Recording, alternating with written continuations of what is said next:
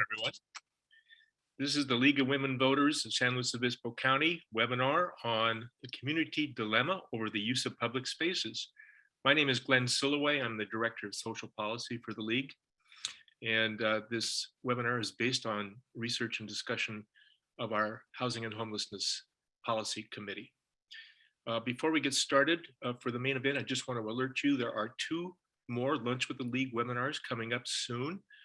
On April 18, on Monday at noon, Ashley Revichet of the League of Women Voters California will do a presentation on recent police reform laws in California.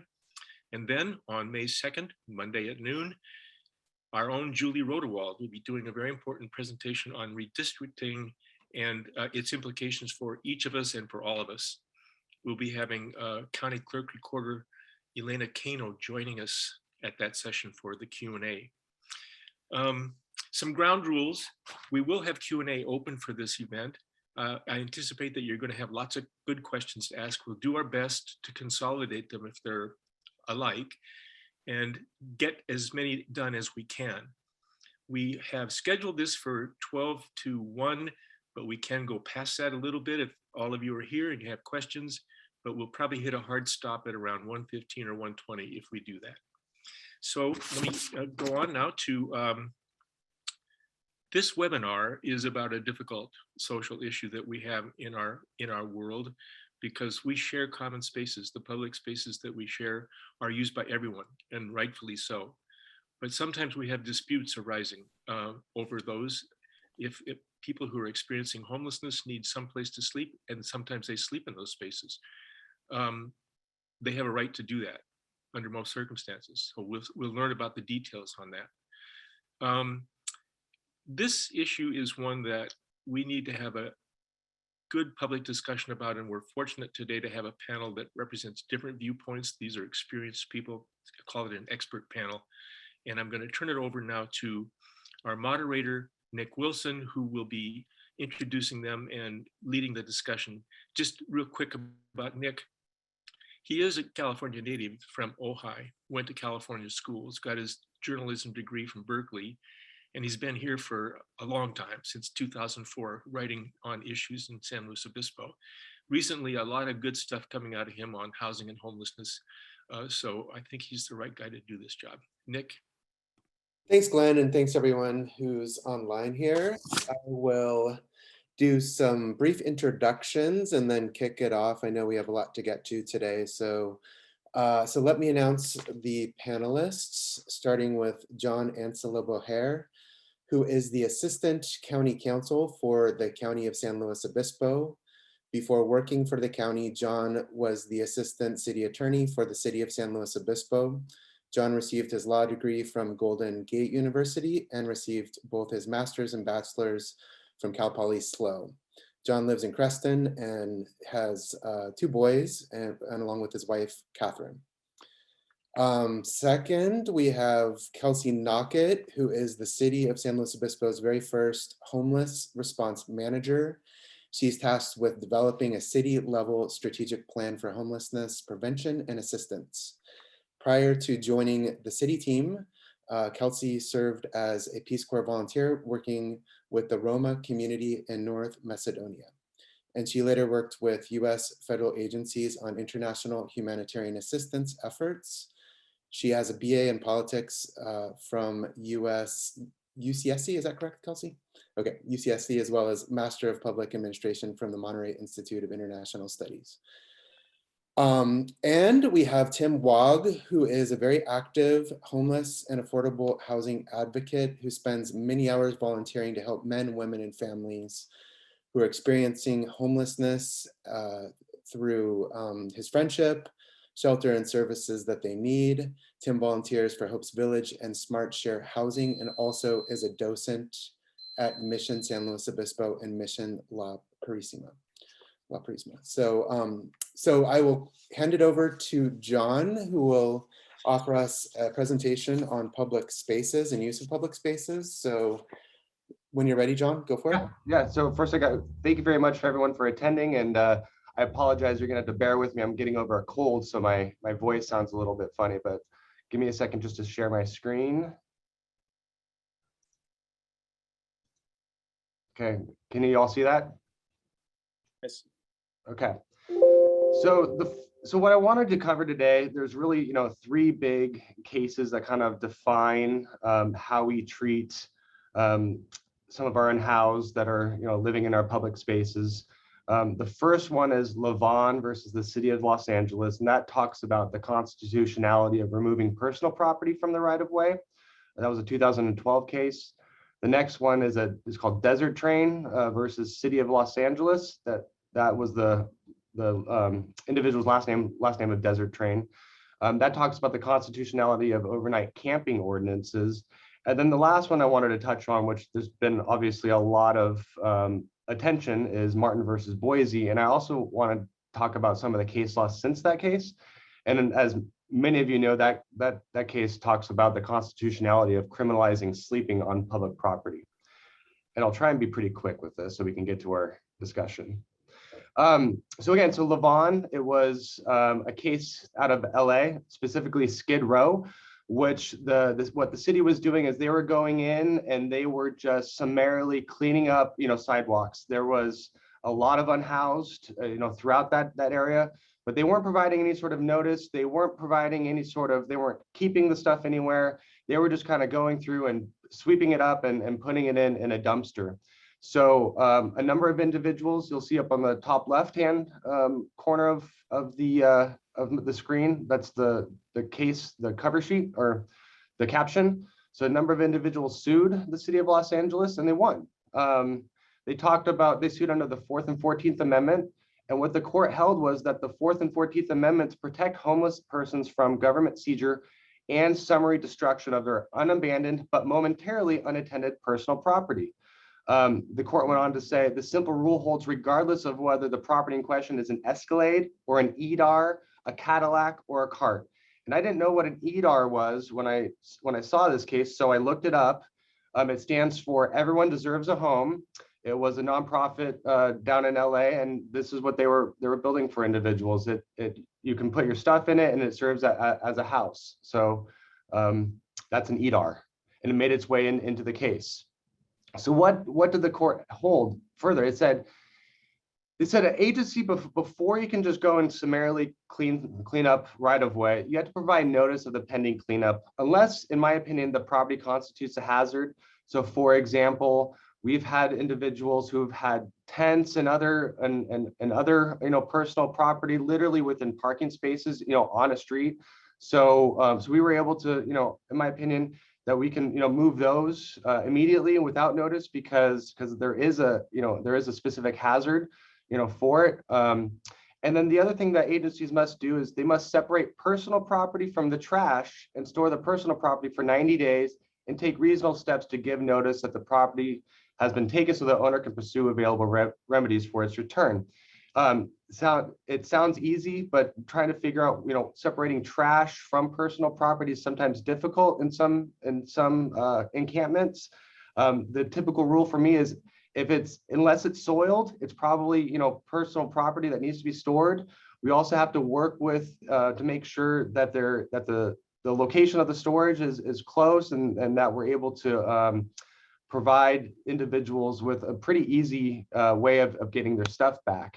And again, these are individuals with limited resources. Often they don't have vehicles, and so it's difficult for them. So every cleanup is unique, and we need to make sure that we have a way to get people to make sure that we're properly storing their stuff and give it back. So the next case is the Desert Rain case. Again, it's the constitutionality of overnight camping ordinances. So in 1983, the city of LA enacted this ordinance, and I'll read the language. So what the ordinance read was, they said, no person shall use a vehicle parked or standing upon any city street or upon any parking lot owned by the city of Los Angeles and under the control of the city of Los Angeles or under the control of the Los Angeles County Department of Beaches and Harbors as living quarters, either overnight, day by day, or otherwise. And that was really the language that the court seized upon when it did its analysis. So what the court held, they said that case is void for vagueness. They said it fails to provide adequate notice of what conduct it actually criminalizes. The exact language from the opinion said, plaintiffs are left guessing as to what behavior would subject them to citation and arrest by an officer. Is it impermissible to eat food in a vehicle? Is it illegal to keep a sleeping bag, canned food, books? What about speaking on a cell phone or staying in the car to get out of the rain? These are all actions plaintiffs were taking when arrested for violation of the ordinance, all of which are otherwise perfectly legal. So again, it didn't provide, adequate description of what actual conduct it was criminalizing. The other thing that I think, really didn't play well for this decision was the record that kind of led up to the case.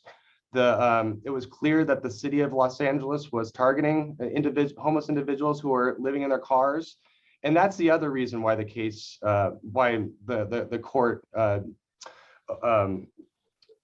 got rid of not got rid of the ordinance, but that they said it was unconstitutional. They said, the arbitrary and discriminatory enforcement is exactly what occurred here. As noted in section 85.02 is broad enough to cover any driver in Los Angeles who eats food or transports personal belongings in his or her vehicle, yet it appears to be applied only to the homeless. So that's another thing we need to make sure that we're not creating ordinances which target certain individuals and lead to arbitrary or discriminatory enforcement. The last big case I wanted to talk about, obviously, is Martin versus Boise. And again, that talked about the constitutionality of criminalizing sleeping on public property. So first I wanted to say, what did the city of Boise do? They banned occupying, lodging, or sleeping in any place without permission and barred the use of any street, sidewalk, parks, or public places as a camping place at any time. And it imposed criminal penalties. So what it made it a crime to use any part of the public space in order to sleep. So a number of homeless or unhoused individuals sued Janet Bell, Robert Martin, and 9 others. They sued the city of Boise, claiming the ordinances were unconstitutional under the 8th Amendment because it criminalized them for carrying out basic bodily functions, i.e. the act of sleeping. Just a little bit of background on the city of Boise. It's got a population of about 227,000. The point in time count was 867 unhoused individuals, but the record indicated that was probably drastically undercounted. And in this city, there was only 3 homeless shelters. One, the Sanctuary, that had 96 beds. It was usually full, and there was very limited restrictions on using it. The other 2 were run by the same nonprofit, Boise Rescue Mission. They had the River of Life, which was 188 beds, men only, and City Life, which was 150 beds, women and children only. What the court took issue with is, how free are individuals how are they able to utilize these resources, and what hurdles are in place, and are individuals going to be using them?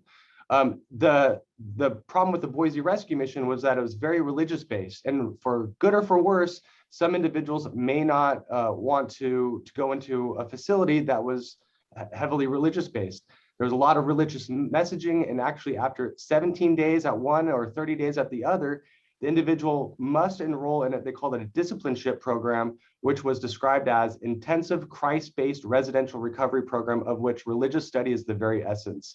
And so the court said, individuals, this might not be a practical facility for them to use because of these hurdles. And so what the court held was the principle compels the conclusion that the 8th Amendment, the cruel and unusual punishment, prohibits the imposition of criminal penalties for sitting, sleeping, lying outside on public property for homeless individuals who cannot obtain shelter. They said the conduct at issue here is involuntary and it's inseparable from their status. They are one and the same, given that human beings are biologically compelled to rest, whether by sitting, lying, or sleeping. So again, what the city of Boise did was they outlawed something that the individuals who don't have a place to go cannot change. They can't stop themselves from sleeping. It's a biological. It's biological. So they said it was unconstitutional under that. But what they did hold, and what later cases are picking up on, they said that their holding is a narrow one, right? They said our holding does not cover individuals who do have access to adequate temporary shelter, whether because they have the means to pay for it or because it's realistically available to them for free, but who choose not to use it. And so that's really, the footnote in that case that I think really it centers what we're talking about today is how can we use our public spaces? What places do individuals have to go? And other cases have likewise, not likewise, have picked up on the narrowness of that decision. So in Gomes versus County of Kauai, an ordinance prohibited sleeping in public parks was not unconstitutional because the ordinance was limited to parks and did not apply to the public property anywhere. So again, it was just parks and individuals could sleep in other areas. Young versus City of LA, plaintiff's allegation that the city has not permitted him to stay at one encampment for the past 3 years fails to state an Eighth Amendment claim. And in that case, they were doing a cleanup. So the court held that a cleanup is not the same as criminalizing sleeping under Martin versus Boise. There's Morale versus City of Oakland. It says Martin versus Boise does not establish a constitutional right to occupy public property indefinitely at plaintiff's option. Again, that was another cleanup case, homeless camp cleanup case. And then there's, excuse me, Yeager versus City of Seattle, which is the court will not stretch the self-professed narrow holding to Martin to now include non-criminal statutes. So in that case, it was a non-criminal statute that was at issue, and therefore Martin versus Boise did not apply. And I will stop that's the end. So. Okay, thanks, John. Yeah, that's obviously a lot of cases and complex, and so appreciate that. So just in response to the laws and the complexity of the laws, maybe I'll kick it off to just ask a question around how can we best resolve conflicts when it comes to the use of public spaces. Obviously, we've seen clear-outs or we've seen situations where people either get arrested or asked to leave a space in the city or beyond. So that's come up and of late in particular, but throughout the times that we've had homeless in our community, encampments, et cetera. What are the best ways to resolve those conflicts when they occur? And maybe we can start with Kelsey on this one. Thanks, Nick.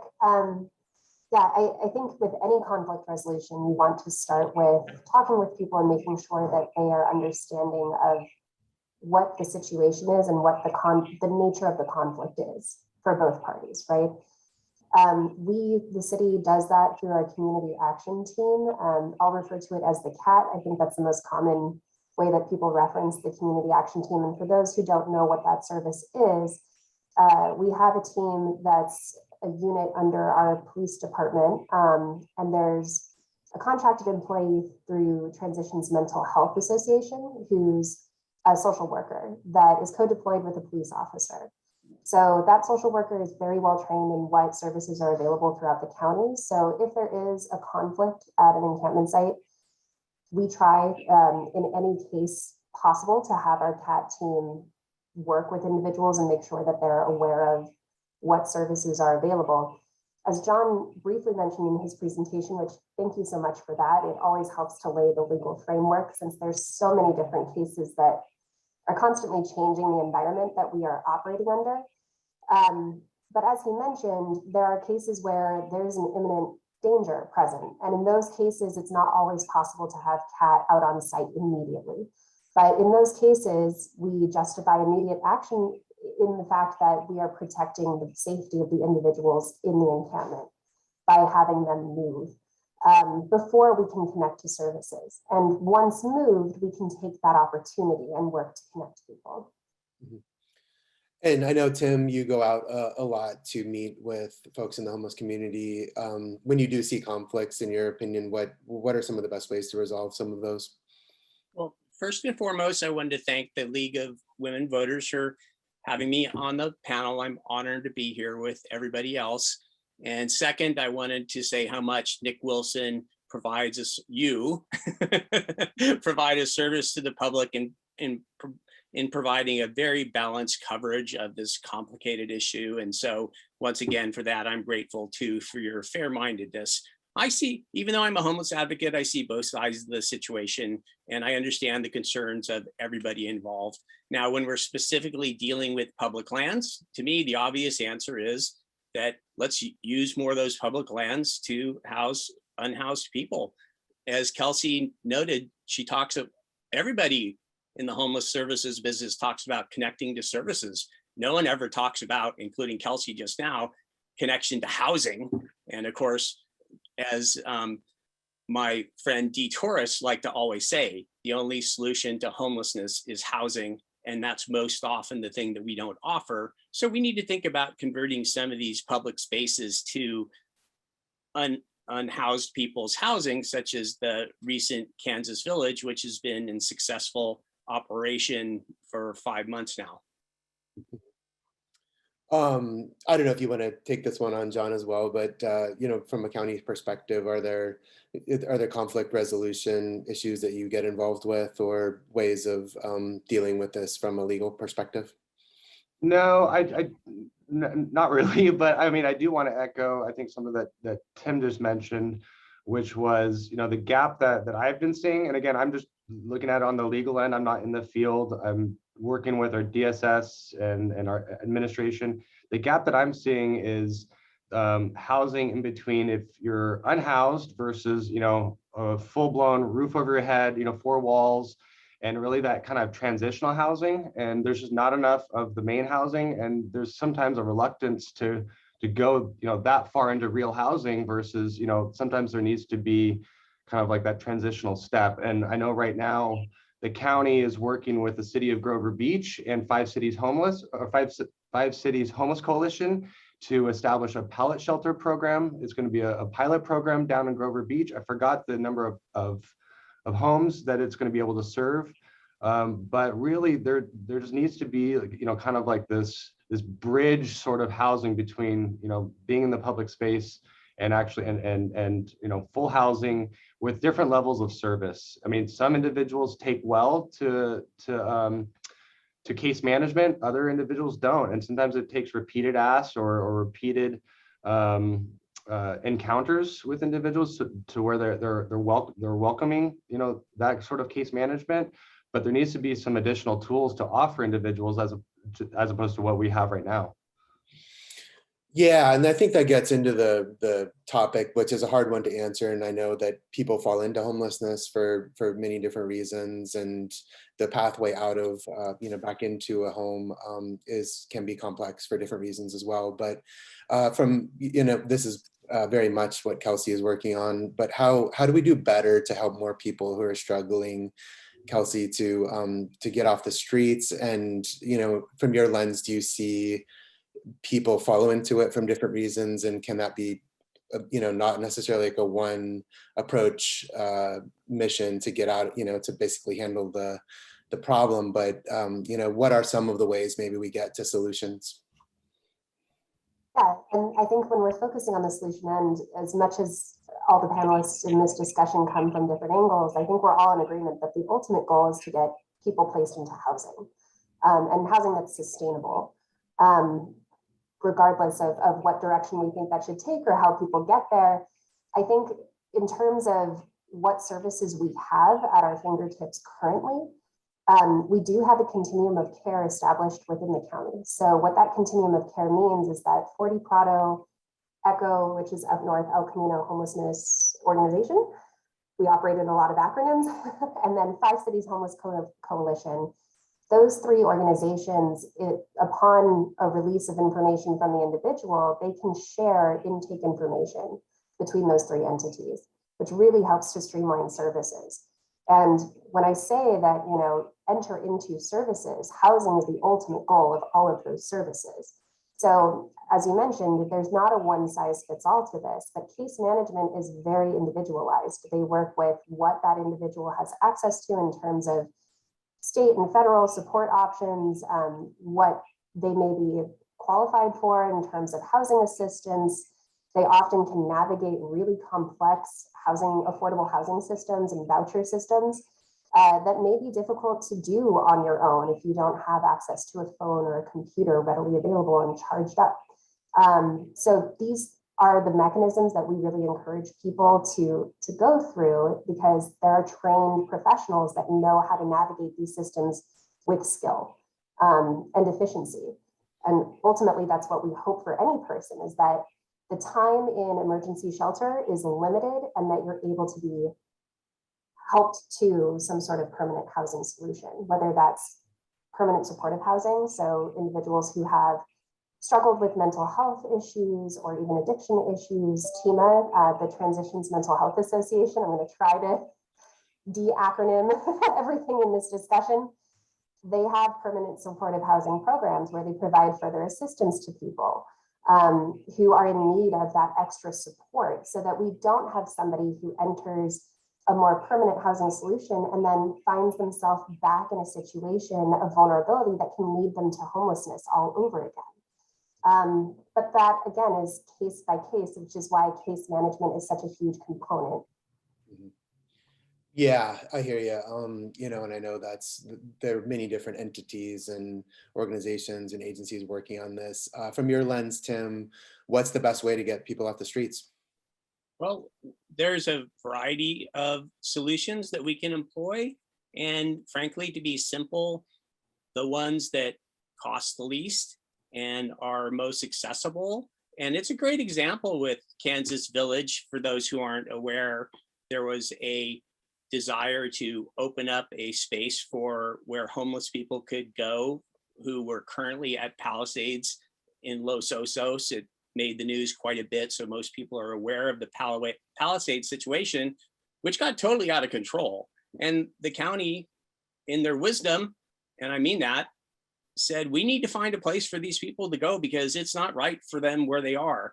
It's not, and I totally agree with that. I did not want to see a crowd of people overwhelming the neighborhood and causing a lot of chaos, as it turns out. So they went to the spot near Woods Humane Society and the county jail, and they basically bulldozed a dirt lot with no services and said, you can come here. And so we're going to use that as the stick and carrot approach to removing people from Palisades. And it worked. The county didn't know if it'd work or not, and it worked.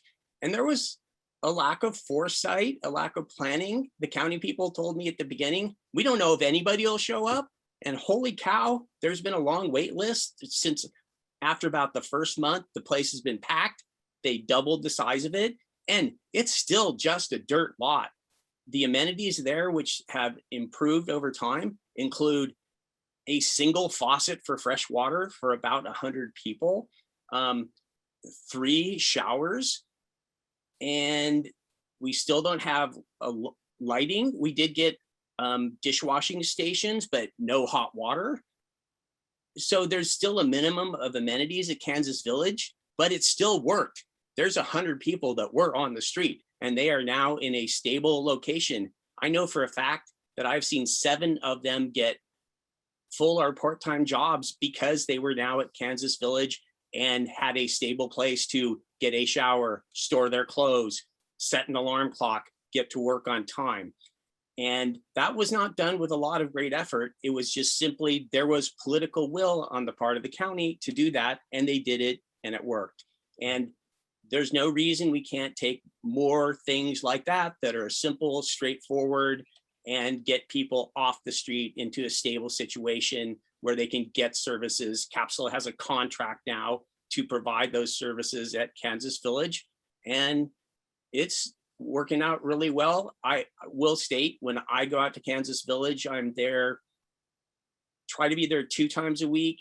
I distribute food and clothing, furniture, things like that. But I also walk around the village for 2 hours every time I'm there. And I talk to every person that comes out of their RV or car. And 100% of the people have said, because I've asked 100% of them, is this a better place for you to be than wherever you came from? And they all say yes. So we have to, it's that old saying about foregoing the good solution for the perfect. Kansas Village is not perfect, but is it a good solution for those 100 people? Those 100 people say yes. Yeah, and I know that there are wheels in motion, both with the city and county for long-term planning. I don't know if John or Kelsey want to talk about any of that in terms of some of the long-term, maybe doing things a little bit differently from how they've been done in the past, or just looking at new types of solutions?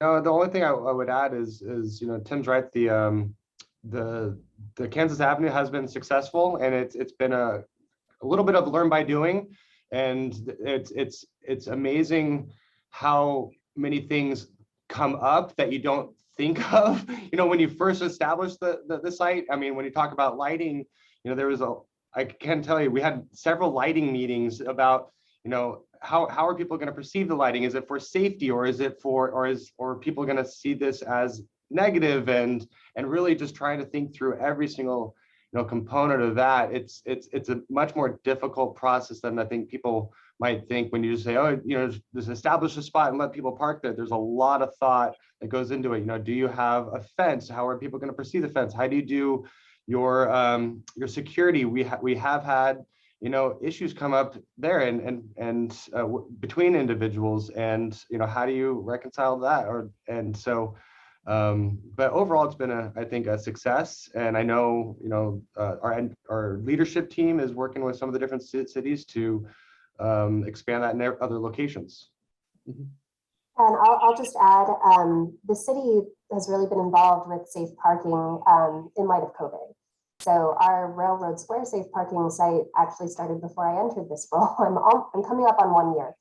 And there were a lot of lessons learned through the safe parking site. And actually, Tim was instrumental in pointing out some of the deterrents, which were, we have security cameras that, were a deterrent for people. No one likes the idea of being under constant surveillance, but really the cameras are there to provide a security for the participants of the program.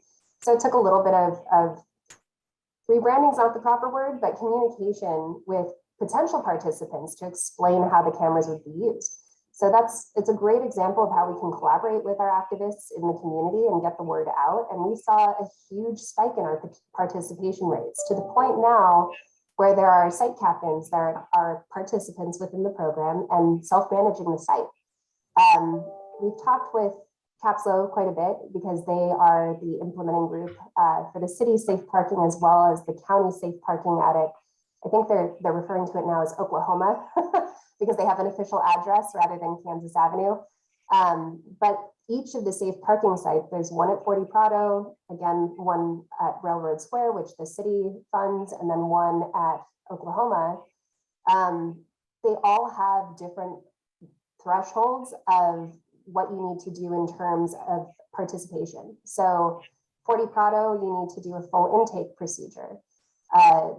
Arguably, the one at Railroad Square is the lowest barrier, where you need to sign that you agree to the rules that govern that safe parking site.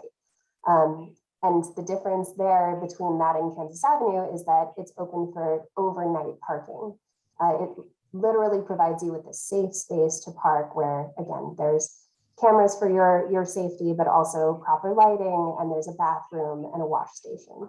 So if we're talking bare bones, Railroad Square is it, but it provides a vital service for people who are either passing through or just need that stabilizing factor to then seek other services.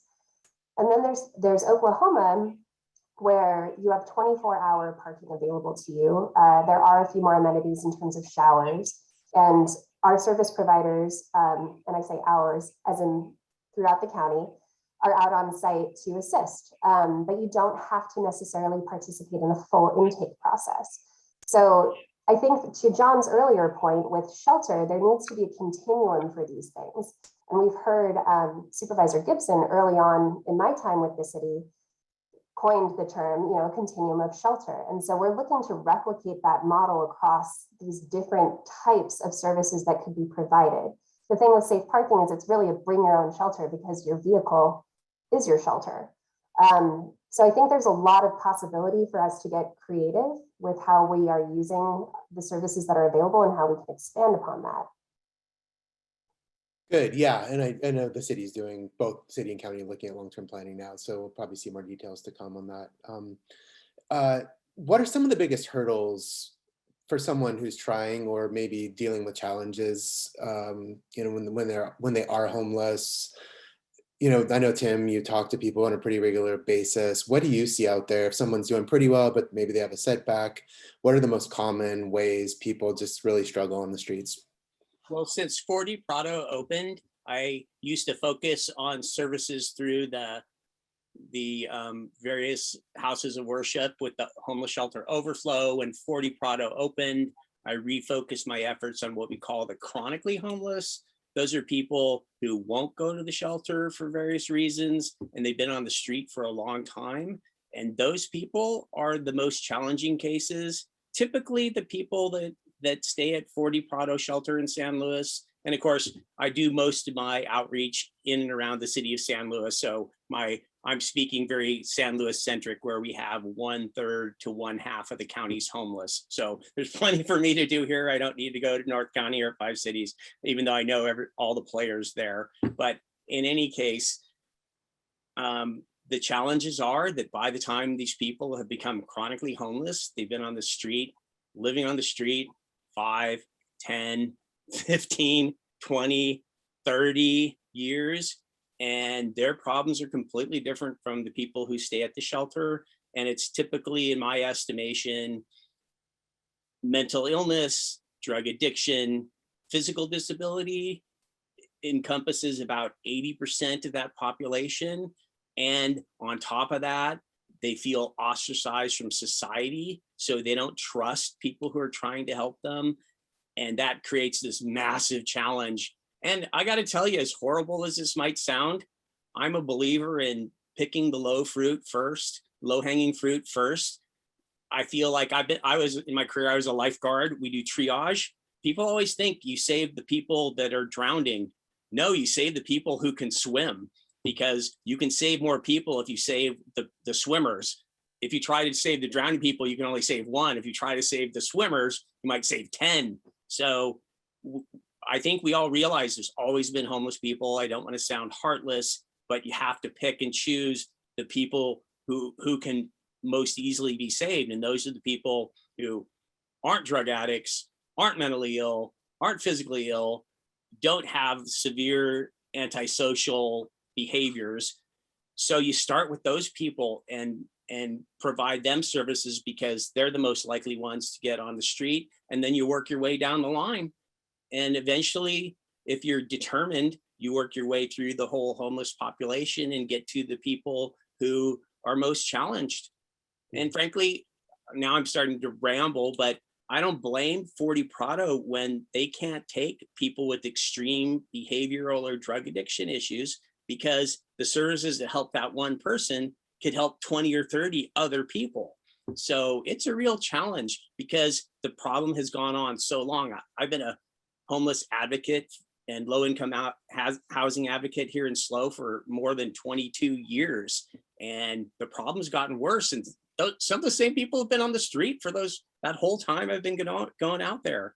And the longer you're on the street, the harder it is to get back into housing.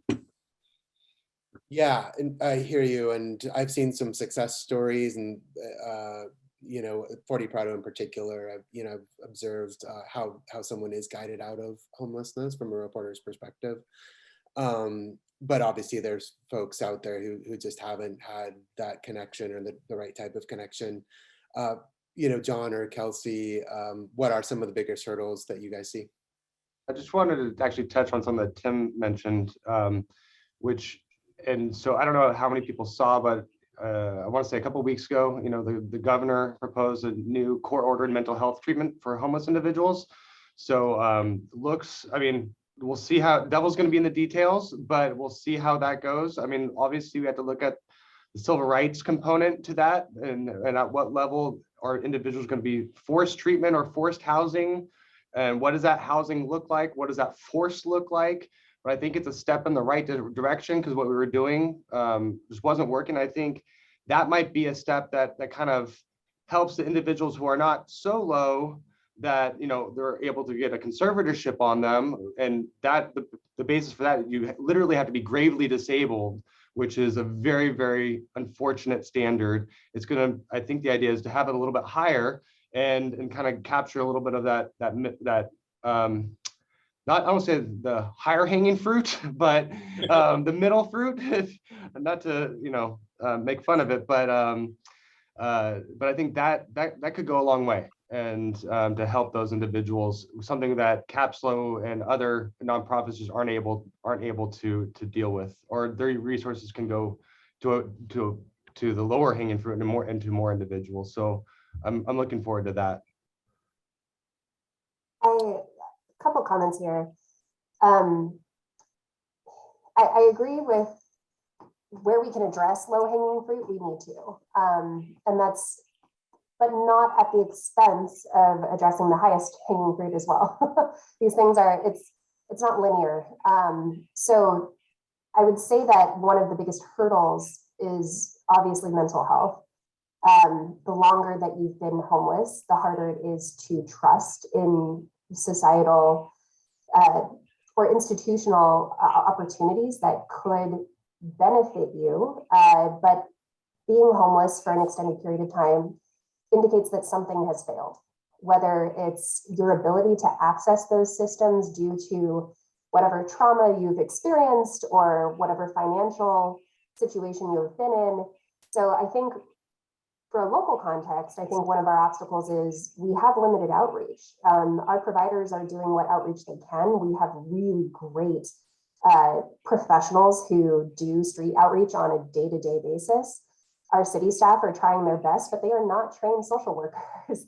So I think that that's an area where we could stand to really improve. And it's something that we're really encouraging the county to become more involved with. And even just among the providers that we have, there's limited coordination between our outreach individuals. And I think in the past, there used to be like a monthly meeting, but some of that stuff has been derailed by COVID. So there are opportunities there, which I guess would be considered low hanging fruit for the higher need population.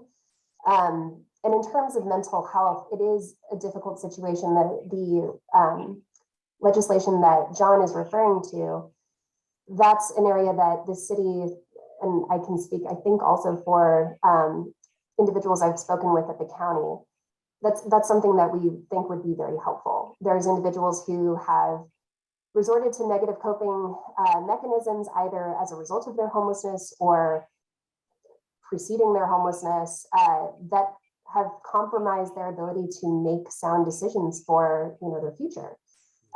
So that's kind of what we're looking at when we're talking about the ability to place people into mental health services. And it's controversial. And so it's something that we want the public to be aware of and to follow to make an informed decision when it comes time to vote. Sure. Yeah. In sometimes, and this is not unique to SLO County, I think you hear this discussion happening beyond SLO County as well. Locally, former Senator Sam Blakesley and attorney Greg Gillette proposed, maybe it's called an agency reform or centralizing homeless services a little more than it has been. Do we need agency reform? I'll kick it off to, just to highlight their proposal, at least. It's, collecting data in a little bit more of a centralized manner, because you have different agencies finding out different things. And of course they communicate with each other, but it can be, I think, by everyone's admission, a little bit problematic sometimes to coordinate all the information needed. And then secondly, they're wanting to really streamline housing so it can be built a little quicker, especially that low income housing type. So anyway, regardless of the type of agency reform or just maybe unifying one centrally located or organized service, do you think that's needed, Tim?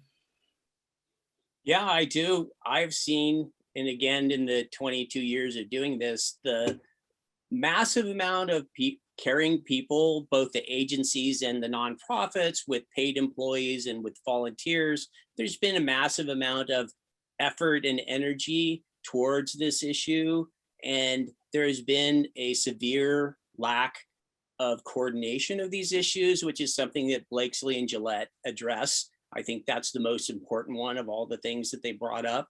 And it is amazing how difficult it is to coordinate, because we're spread around in so many different little spaces within the city and county, and we don't communicate really well. And just that alone, I think understanding what everybody is doing would go far towards improving our efforts by not having redundancy.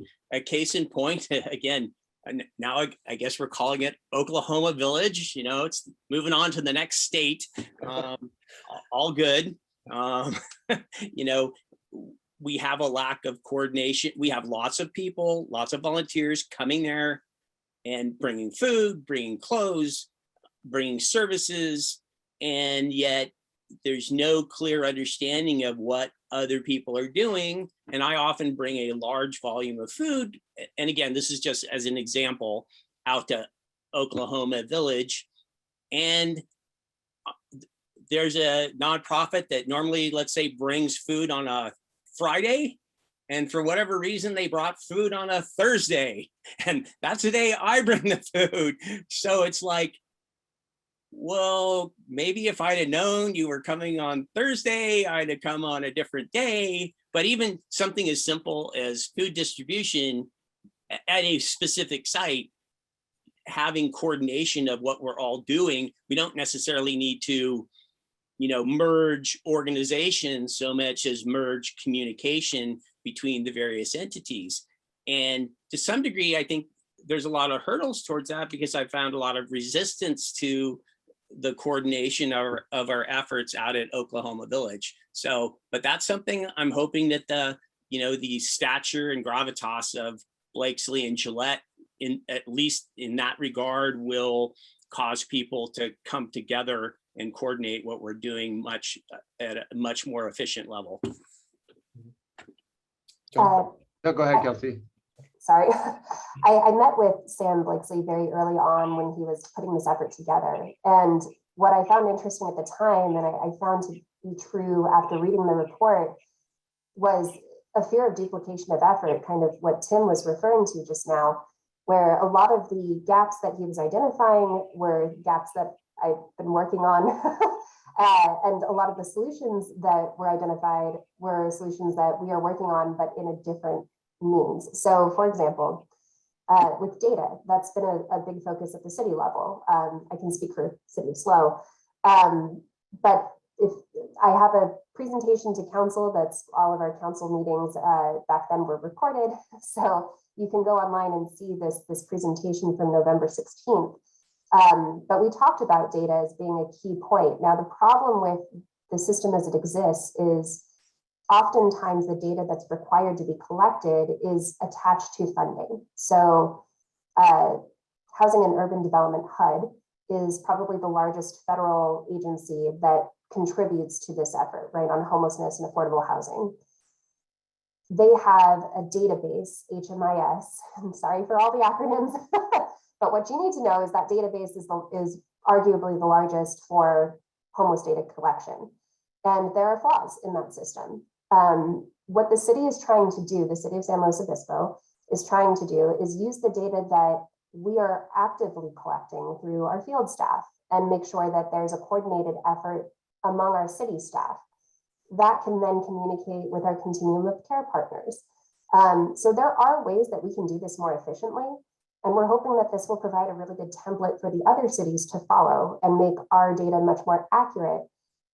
There is a system in terms of the point in time count, which ideally happens annually, but in the last couple of years due to COVID, it's been delayed. We just participated in a point in time count this year, and it will be interesting to compare those stats.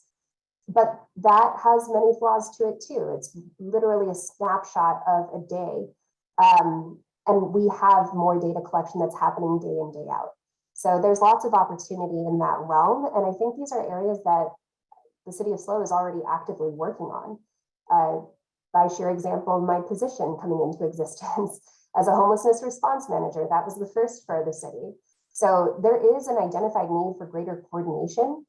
But there are also systems that are currently in play that we don't want to duplicate the effort on. So for example, we have HSOC, which is an advisory committee that has a lot of different voices and partners. There are people with lived experience that actively participate on that. So we don't want to overshadow the good work that's already being done. But I think it's worth noting that those systems need support in order to function well. And that's where we're hoping that through conversations like this, the community can become more active and understand what is happening. I think that's maybe a big pitfall across the county, is that we're not great communicators at what is working. So I think I appreciate that report came out because it did draw greater attention. But I think it's also important to note that some of these solutions, in fact, I would argue pretty much all of them, are actively being worked upon. John, did you want to add anything to that?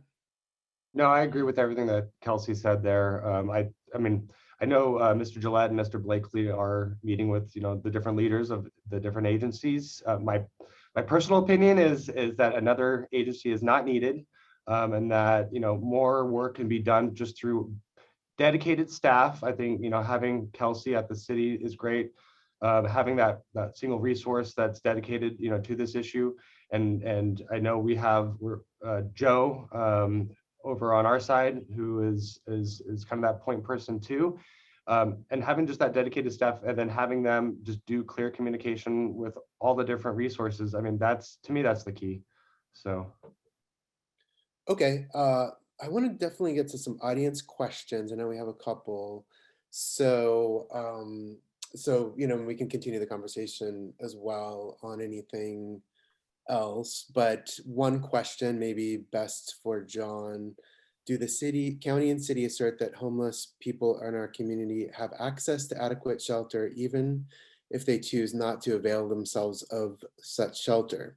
Thus, the county and city can legally prohibit people from overnight sleeping and camping in public parks. I think John or Kelsey. I can answer that. Yeah, my opinion is if there is resources available for individuals to utilize and they choose not to, then I mean, arguably, then the agency has the ability to criminally cite that individual for sleeping or for having, blocking the right of way. I mean, that's the whole point of it, is if there's other resources, but they don't choose to do it, as long as those resources are reasonable.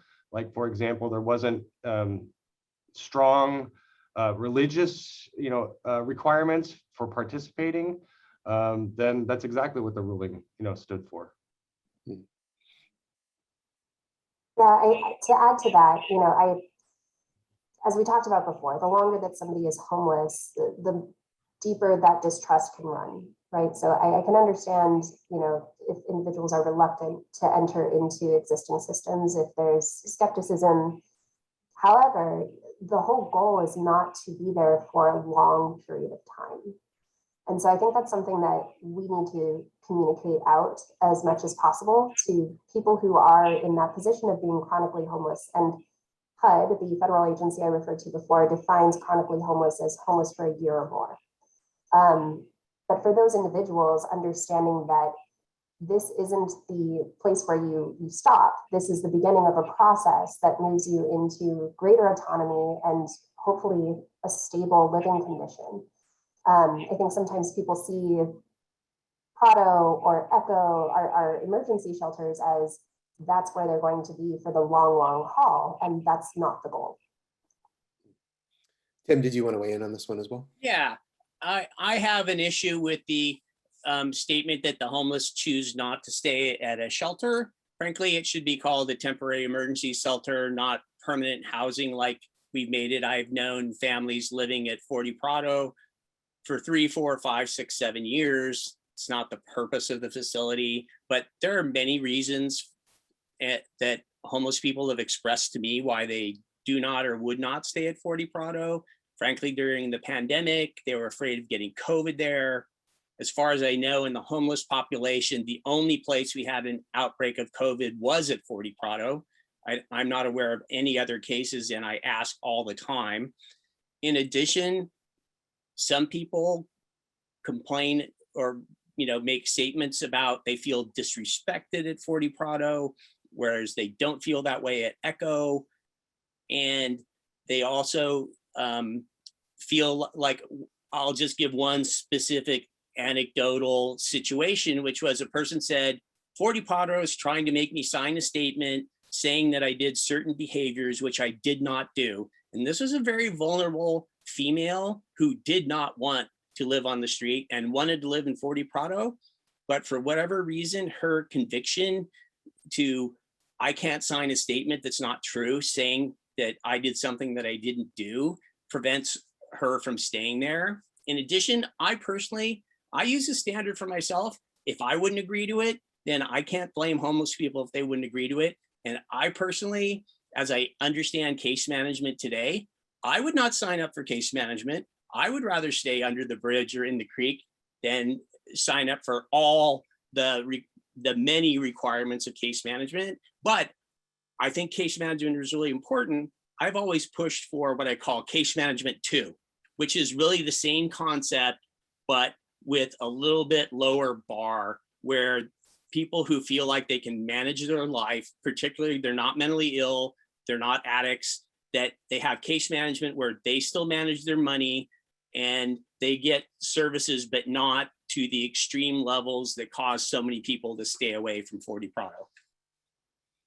A couple things to add to that. So there is such a thing as remote case management, which even if you are living out in the open, which we don't encourage just because of the amount of vulnerabilities, your safety and exposure to the elements for your physical health, and all of these things have implications for your mental health over time. So it's not something we encourage, but if you chose that path, then you could participate in remote case management and maintain control over, the assets that you do have. So that is something that is an available option. I think that, again, just the living out in the open is, I think, our big point of disagreement, perhaps. And from our perspective at the city, it's not something that we consider to be humane. And there are people who end out staying for extended periods in our emergency shelter system, and that is not the purpose. It is to move people through to permanent housing options as quickly as possible. And this speaks to affordable housing, which is another initiative that the city is working very, very hard on. And if you read into the governor's plan, most of it is a dedication to making affordable housing something that can be more easily constructed. So again, for this audience, I would say, please look at the governor's plan and use your voice as a voter to support those initiatives, because that is going to be the pathway to get people to a more stable living situation. Yeah, and I did see a question along those lines. What percentage of people who stay at Prado get affordable housing within a reasonable time, say a month? I know sometimes people can be waiting a while to get into housing, even with qualification and vouchers and because they want to. How well is that process working, and what are the issues there? So unfortunately, I don't think any of us can really speak for 40 Prado because they are their own entity. I know that there are success stories. I can't speak to the rate of how quickly people move through that system. What I can speak to is that it does have to do with how much affordable housing is available on the market at a given moment. There are programs through HASLO. They've done an amazing job of reaching out to landlords and offering financial incentive to work with our Continuum of Care partners to be directly connected to that population and make available units open first to people who are moving through that system successfully. So if there's any landlords out there, please check into that. The more participation we have on that front, the quicker we can move people through to, and again, this is where case management comes in, to an option that is most viable for that individual. John, I don't know if you can speak to this at all, but from a county lens, are there options, programs, availability for affordable housing? I mean, I don't really know what that question is. I mean, we have a considerable amount of funding that comes from HUD that we funnel through to a variety of different affordable housing developers. if in case anyone wants to know, before an agency can actually go and construct affordable housing itself or manage it, it requires a voter of the people. It's a constitutional requirement. So in order for an agency to actually become the developer of affordable housing, a vote of the people is needed. There is an exception that allows agencies to go and provide money, which the county does, and that's the mechanism in which we do it. I think most agencies do it. And then it's just a matter of working through what's called your arena, through your housing element, and developing, sites that would be appropriate for affordable housing. Mm-hmm. And to sort of clarify that, you can subsidize it, but for an agency to build it, that requires voter approval. Is that correct? Exactly. Okay. I had a direct question. With case management being so important to providing housing and services, how well positioned is SLO County to provide case management to the 14,000 plus unhoused? I know these numbers are being developed in terms of the population and with the latest point in time count, but my understanding the latest point in time count is about 14,000 unhoused. So with case management being so important to providing housing and services, how well positioned is SLO County to provide that? I can't speak for the county, but I can speak for the city and what I know of the services that are available, which often overlap. So if depending on your need, right, if you are, we talked about our Continuum of Care partners. So that includes 40 Prado Homeless Services Center, El Camino Homelessness Organization, and 5 Cities Homeless Coalition, which for simplicity's sake, I will now refer to as 40 Prado, Echo, 5 Cities. So between those three, there is holistic case management. Again, these are professionals who are well-versed in county systems and federal funding and what is available to an individual in a broad sense. For more specialized case management, there's Lumina Alliance, and they work with women and I believe also men who have experienced sexual assault or intimate partner violence. And they have a connection to, again, that continuum of care. But that's a great place for somebody with those specific needs to start because they have specialized case management to work through, the additional issues that somebody may need to work through that trauma. And thereby make the rest of case management much more successful. If you have a mental health condition, TMA, Transitions Mental Health Association, I always have to pause for a second, they are specialized in that arena with mental health services. And again, they have their own permanent supportive housing program. I forget what number we're on. I think it's 70 now is the name of the program. The number keeps escalating, which is great. There's more units available. But we do have this kind of overarching umbrella of case management services and some that are very tailored, but they all do connect to one another. So that I would argue there is capacity for our homeless population in total, and I'm not sure of the most recent number off the top of my head, but I would argue that between all of those services, and if used appropriately and consistently, we do have the capacity to offer case management to everyone. I think the number is closer to 1,400, not 14,000. Yes. Oh, I'm sorry. Yeah, I added an extra zero, but thank you for clarifying. And yes, that would be a lot. Yeah, 14,000. So yeah, and I believe Tim, I don't know, obviously you're out and about a lot, and I'm sure I've seen some successful stories and some ones that haven't been so successful. When it does come to case management, what's your perspective on that? When is it working well? What needs to improve, et cetera? Well, again, part of it is simply how effective is case management if there's not housing? We have to have housing first. And frankly, we've kind of gotten away from homelessness in public lands in this panel. And I wanted to kind of come back to that if we could.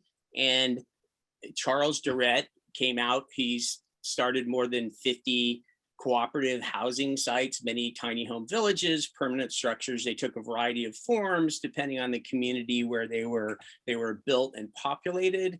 But Many of those projects were on land that was leased for $1 a year with a proviso that if it didn't work out each year, it had to be successfully renewed. So the entity developing that property for low income or unhoused people had to prove themselves every year.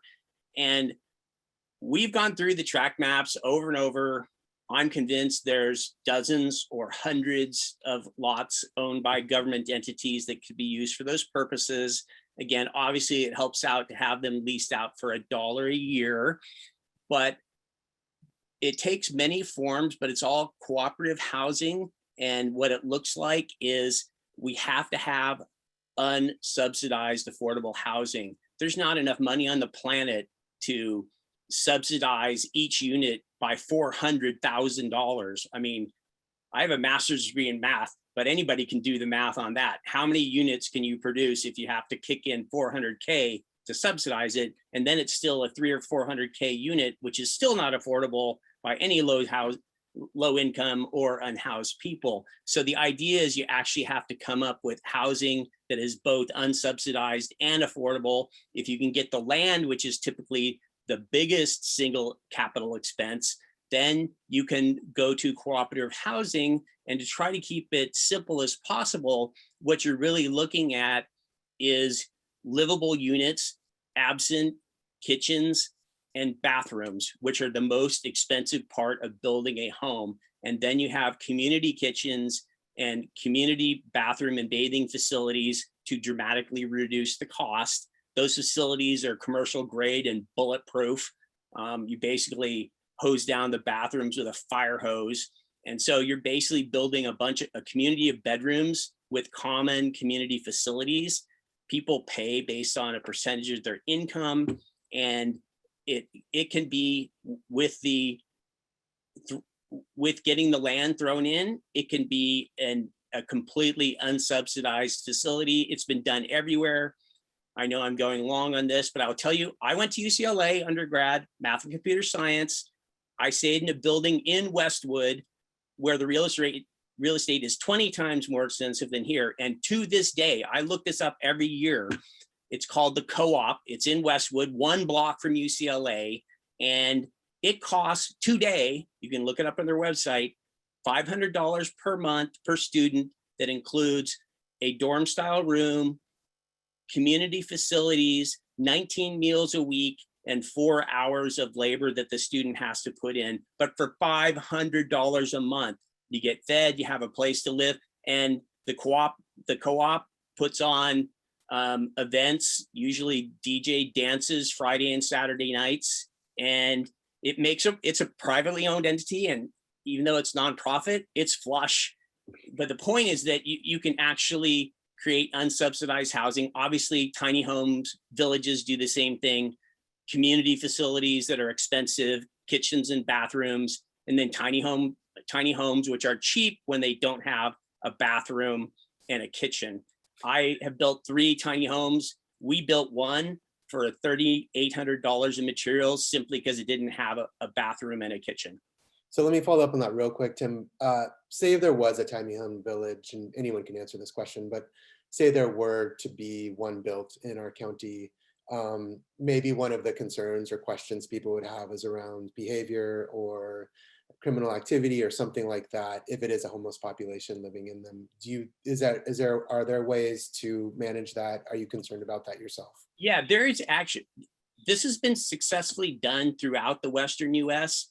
There have been many books written about it. I've read them all. I visited maybe a dozen of these. There's a approach that you take for a tiny home village, which is directly opposite of what the county did with Oklahoma Village. And that simply is you have a board of people that live at the village, and you have a separate board of people that live outside of the village. And the village board makes the decisions for the tiny home village. The outside board has basically veto power and management power. But the way they do it is you vet people when you bring them in, and you create a community of cooperation and behavior. You bring in people who perhaps might live there for their whole lives. They're just people that aren't addicts or mentally ill, and just don't have a lot of finances, and you slowly bring people into the community with that culture of of following the law, respecting neighbors. You slowly populate the village over time. You throw in a component of everyone builds their own tiny home, and they have buy-in, they have ownership. They're not going to trash the place that they labored to build with their own hands. So there's a formula that makes it work. And Charles Durrett's community, cooperative housing communities that he has built, they have less police calls than the surrounding residences, simply because they built a culture of cooperation and being law-abiding, productive citizens within the village community. Okay, thanks. John or Kelsey on that one? Yeah, if I can add to that, anyone who knows me well knows that talking about transitional shelter or other shelter options to communal shelter makes me tick. My background speaks to it. It's what I used to do with refugee and IDP camps. But I think one of the big takeaways from Charles Durrett's presentation was the need for a whole of community response. So it's not just the city working on it. It's not just our nonprofit entities working on it. There's also a large participation among private entities.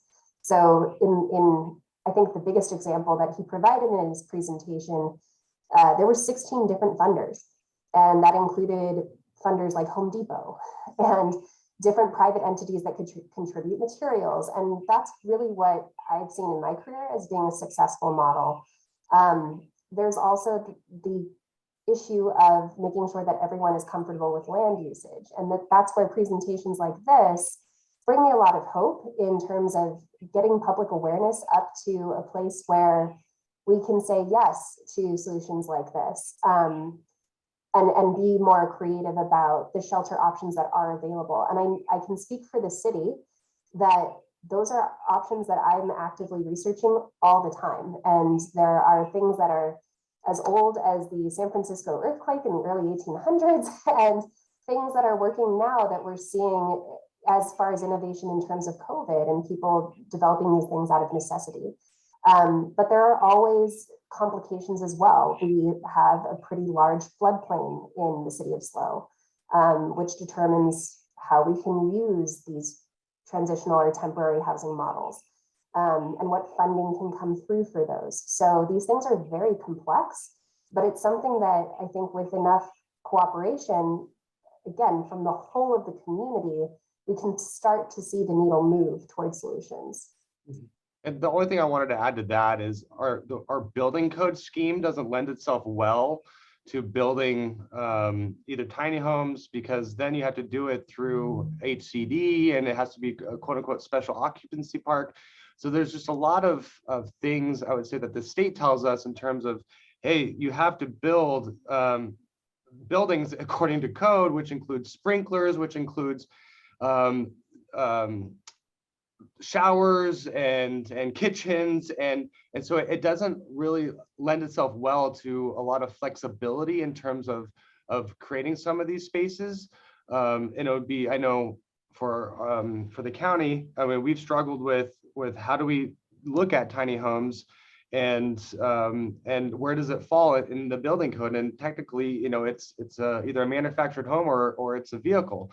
And how does that fit, you know, in the permitting scheme? And so if the state was a little bit more creative and gave us some guidance there, I think that would be it would be easier for us to implement some of those solutions. So I know we're getting close on time. Let's take one more question and then wrap up, if that sounds good to everyone. Thank you guys. This is great. And I know there are two more forums that relate to homelessness coming forward here with the league. In terms of SLO, and I've heard this myself, and when I talk to folks and who live on the streets or advocates, that, you know, people that are really waiting and wanting that opportunity to get into an affordable home, you know, sometimes they have to have a computer, sometimes the process is just really hard for them to get through, and also there's a big wait list, et cetera. So I don't know, I know that all of the nonprofits work very hard to try to accomplish as much affordable housing as they can and make it as accessible to people as they can. What are you guys seeing and hearing from your ends on this issue in particular? How can we do a little bit better on that front to get more people through the pipeline? I previously spoke on the landlord incentives program that Haslo has up. So again, I would encourage anyone who has property that they rent to check that out, but there's always a need for more units. I think the missing piece of our conversation so far isn't just the population that is currently experiencing homelessness, but those who are vulnerable to homelessness, and a focus on prevention. So when we have those affordable housing options available, there's a broad scale of competition, and that includes people who are vulnerable and who are low income, but not currently on the streets. And we hope that people don't get to that point. So to answer the question as simply as I can without being a Haslo representative, I think, yes, there's always a need for more units. There are ways that we can contribute and ensure that, you know, more units are available. But I also know that they have several projects coming down the pike that we're really excited about. So there's constant development, but in the interim, broader community participation is necessary. Tim, did you want to weigh in on that one as well? Have you spoken with people who have gone through the process of trying to get into housing and just finding it difficult? Yes, I have. And actually, one of the biggest challenges, Nick, is simply that statistically, people that are chronically unhoused, again, like Kelsey said, for a year or more, when they do get into housing, on average, the majority of them fall out of housing without 6 months. And I do what I can. I'm a hands-on volunteer. I'm not a leader, you know, I'm like the other panelists are. I try to spend 80% of my time just doing hands-on work.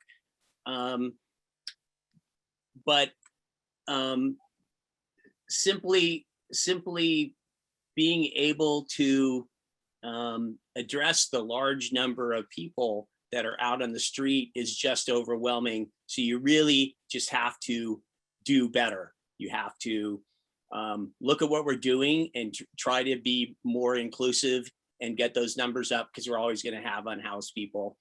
So it's a real challenge. It's a hard issue. If it was an easy issue, we'd have solved it by now.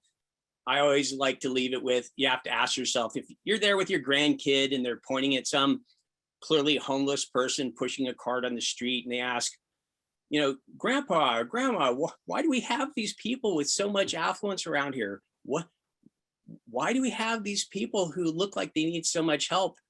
And that's a great question. We just have to do better. We have to have more people on board. And it is a community thing where if everybody pushes, you know, everyone rows the boat will move. Yeah, and I think it's just good to have these conversations. I really appreciate everyone's involvement because it is complex. There are a lot of moving parts. City Council, County Board of Soups has discussions around these issues, and it's good to keep an eye on those. We at the Tribune, of course, are keeping an eye on decisions as well as ideas and talking to people out on the street and hearing their stories. So I think just driving this conversation and having it is a really good thing. And I know the league is doing its part as well. I mean, they really would like to address this, you know, in different ways with different representatives. So it's nice to be the first part of it, and I really appreciate it from my end. So thank you to those who ask questions, and there will be more opportunities to delve deeper moving forward. But I just want to say thanks to the league and thanks to you guys, and that's it all for me.